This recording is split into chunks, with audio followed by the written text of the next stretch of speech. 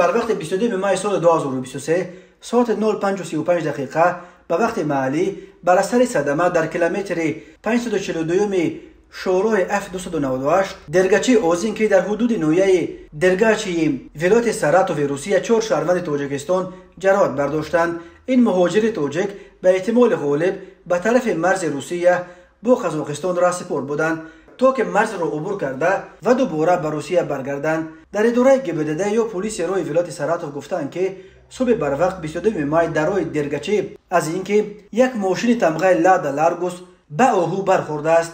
در نتیجه صدمه ماشین از راه بیرون شده است. آهو جان داده است. خبر داده است گبدد. علی کوستین وزیر تندرستی ولایت ساراتوف در تلگرام کانالش خبر داد که در این صدمه 4 شهروند تاجیکستان سنشان 41 33 27 و 18 ساله جراحت برداشتند. همه آنها را در بیمارستان نویه درگچه بستری کردند و وضع سلامتیشان را طبیبان میانه وزنین ارزیابی میکنند. راههای از اینکه به یکی از گذرگاه‌های اساسی در مرز روسیه با قزاقستان میبرد، مهاجران از تاجیکستان و ازبکستان مجبورند که هر سر چند وقت از این مرز عبور کرده باز به روسیه برگردند تا که بود و باش خود را در روسیه باز از صد خط یا از صفر شروع کنند. تقریبا هر ماه درباره در راهها به طرف مرز روسیه با قزاقستان دچار صدمه و شدن مهاجران از تاجیکستان و ازبکستان خبرها به دست میرسند.